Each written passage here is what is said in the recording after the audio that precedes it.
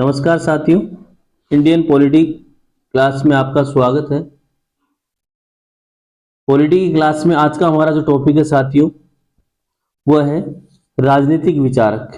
और आज हम जिस राजनीतिक विचार की चर्चा करने जा रहे हैं साथियों, आज का हमारा जो टॉपिक है वह है जियाउद्दीन बर्नी। जियाउद्दीन बर्नी एक बहुत ही योग्य राजनीतिक विचारक थे। उसके बारे में साथियों आज हम चर्चा करेंगे।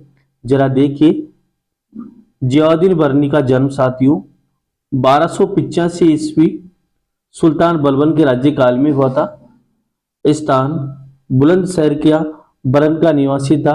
पिता मुईद अल मुल्क जाति तुर्क थी साथियों। अब जरा देखिए, शिक्षा बाल्यकाल अवस्था में या बाल्यकाल से ही बड़े विद्वान थे और बड़े बड़े विद्वानों से इन्होंने शिक्षा प्राप्त की। कहा जाता है कि संभवतः बर्नी ने 46 विद्वानों से शिक्षा ग्रहण की थी।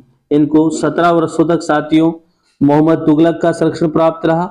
17 वर्ष तक जियाउद्दीन बर्नी को साथियों मोहम्मद तुगलक का संरक्षण प्राप्त रहा और मोहम्मद तुगलक का संरक्षण प्राप्त रहा। और जियाउद्दीन बर्नी बहुत ही बाल्यावस्था से विद्वान थे, बहुत ब्रिलियंट थे साथियों, और लगभग 46 विद्वानों से इन्होंने शिक्षा ग्रहण की। जरा देखिए, जियाउद्दीन बर्नी ने कुछ रचनाएं, जिसमें है फतवा ए जहादरी, सल्तनत कालीन प्रशासन का महत्वपूर्ण ग्रंथ माना जाता है साथियों फतवा ए जहादरी को। दूसरी है तारीख ए फिरोजशाही, 1265 से लेकर साथियों 1398 ईस्वी तक सल्तनत कालीन इतिहास की जानकारी हमें इससे प्राप्त होती है। उसके बाद में जियाउद्दीन बर्नी के राजनीतिक विचार देखिए साथियों। हम इंडियन थिंकर्स के बारे में जो चर्चा कर रहे हैं, हमारा जो टॉपिक है वो है भारतीय राजनीति विचारक। तो इस हिसाब से जियाउद्दीन बर्नी ने जो राजनीति में जो विचार दिए साथियों, वो हमारे लिए बहुत ही इंपॉर्टेंट होते हैं। जरा देखिए, बर्नी सलाह देता है कि एक मुस्लिम राजा को अपनी सारी शक्ति पवित्र युद्धों में पर केंद्रित करनी चाहिए और झूठ और पाखंड पंथों को पूरी तरह नष्ट कर देना चाहिए। फतवा ए जहादरी व तारीख ए फिरोजशाही बर्नी की पूरक किताब है। इसमें बर्नी ने अपने राजनीति दर्शन का वर्णन किया है साथियों। और बर्नी ने इस पुस्तकों में सुल्तान व कुलीन वर्ग को 24 नसीहतें दी है साथियों, जो निम्न प्रकार है। जरा देखिए, राजनीति में पहला आ जाता है राजकीय सिद्धांत। राजकीय सिद्धांत में साथियों बर्नी ने इस्लाम के सामने रखकर शाही परिवार का विश्लेषण किया और राजनीतिक सिद्धांत के निर्माण में सामाजिक जरूरतों का महत्वपूर्ण योगदान माना। उसने बादशाहत को इस्लाम विरोधी बताया साथियों। फतवा ए जहादरी में बर्नी ने बादशाह के आधार पर सुल्तान को ईश्वर का प्रतिनिधि बताया। ईश्वर का प्रतिनिधि सुल्तान को, इस बादशाह के आधार पर सुल्तान को ईश्वर का उपाध्यक्ष व ईश्वर की छत्रछाया माना। सुल्तान बलबन के बारे में बर्नी ने कहा है कि प्रभु सत्ता ईश्वर का आदेश नहीं, बल्कि इसे ताकत के बल पर स्थापित करना पड़ता है। बर्नी कहता है कि सुल्तान क्रूरता का प्रतीक नहीं होना चाहिए, बल्कि परोपकार का प्रतीक होना चाहिए। बर्नी वंशानुगत सिद्धांत का समर्थन करता है साथियों। कहता है कि सुल्तान में खानदानी गुण होने चाहिए। उसको अपने सहयोगियों में प्रतिष्ठा, वर्ग और ताकत के आधार पर श्रेष्ठ होना ही चाहिए। सुल्तान को संतुलित और संयमी होना चाहिए। दूसरा है राज्य के कानून। जरा देखिए, बर्नी के अनुसार शासक के दो प्रमुख उद्देश्य होने चाहिए: स्थिर शासन और प्रजा का कल्याण। इस उद्देश्य की प्राप्ति के लिए सुल्तान को राज्य के कानून बनाने चाहिए। प्रशासन की तकनीकी में राज्य कानून का मतलब कर्म का नियम है, जो सुल्तान को नैतिक कर्तव्य के लिए रूप में स्वीकार है, जिसके अंतर्गत सुल्तान जनता के कल्याण वास्ते बाध्य होता है और इसे वह भटक नहीं सकता। बर्नी कहता है कि सुल्तान को ये इज्जत दी जाती है, ये इजाजत दी जाती है कि वह हालात व समय के अनुसार कानून बनाए और उसे लागू करे। तीसरा देखिए बिंदु जरा, सुल्तान की विधान परिषद। राजकीय कानूनों को बनाए रखने के लिए सुल्तान को अपनी विधान परिषद की सलाह लेनी चाहिए। बर्नी ने सुल्तानों को स्वयं की इच्छा के विरुद्ध चेतावनी दी है कि सुल्तान की अपनी कोई सोच नहीं होनी चाहिए और एक सलाहकार समिति का गठन करना चाहिए। एक बुद्धिमान व अक्लमंद वजीर और परामर्श देने वाले एक समिति होनी चाहिए, क्योंकि बिना बुद्धिमान वजीर के सुल्तान व्यर्थ है।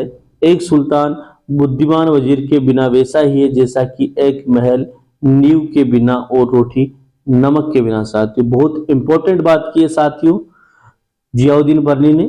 जरा दोबारा देखिए कितना अच्छा स्टेटमेंट दिया है कि एक बुद्धिमान व अक्लमंद वजीर और परामर्श देने वाली एक समिति होनी चाहिए, क्योंकि बुद्धिमान वजीर के सुल्तान बिना बुद्धिमान वजीर के सुल्तान व्यर्थ है।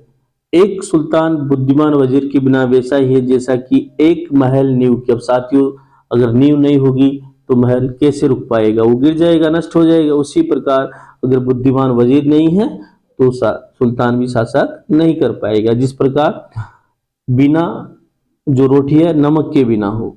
बहुत अच्छी बात बताइए साथियों। अब चौथा बिंदु देखिए जरा, सेना के बारे में बताया है, शाही सेना।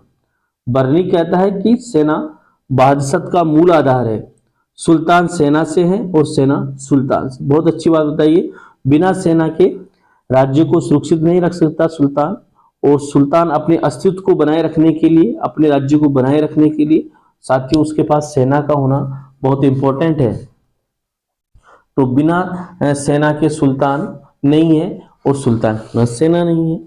बर्नी का मानना था कि राजशाही के दो प्रमुख स्तंभ होते हैं साथियों, पहला स्वशासन, दूसरा विजयी।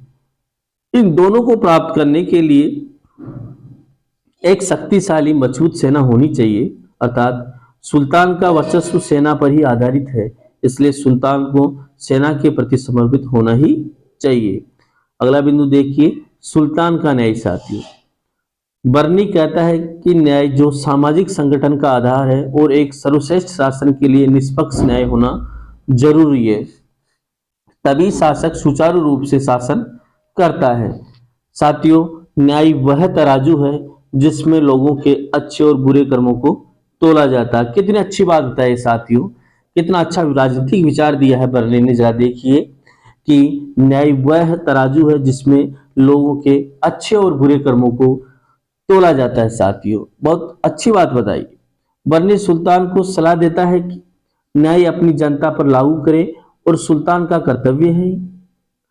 6 बिंदु देखिए जरा, सुल्तान का व्यवहार हिंदू और मुस्लिम वर्ग के प्रति कैसा था, बर्नी इसको भी स्पष्ट करता है। देखिए जरा, बर्नी का दृष्टिकोण हिंदुओं के प्रति कट्टर था साथियों। बर्नी का दृष्टिकोण हिंदुओं के प्रति बहुत ही कट्टर था, वो नफरत करता था हिंदुओं से बिल्कुल। बर्नी सुल्तान को हिंदुओं पर ज्यादा कर लगाने की सलाह देता है। देखो साथियों, सोच देखो, हिंदू और मुस्लिम के प्रति साथियों ज्यादा कर लगाने की सलाह देता है। और बर्नी अफसोस जाहिर करता है कि भारतीय मुस्लिम राजा अपने कर्तव्य का पालन नहीं करते और सहनशील थे। हिंदू आर्थिक मामलों में कुशल थे। बर्नी कहता है कि हिंदुओं को ऊंचे पद दिए जा रहे हैं सेना आदि में, और बर्नी अप्रसन्नता जाहिर करता है। हिंदुओं को नष्ट करने के बजाय मुस्लिम राजा उन्हें इज्जत दे रहे हैं। बर्नी हिंदुओं को ऊंचे पद पर देखना पसंद ही नहीं करता था साथियों, वह तो केवल उच्च स्तरीय मुसलमानों का ही समर्थक था साथियों।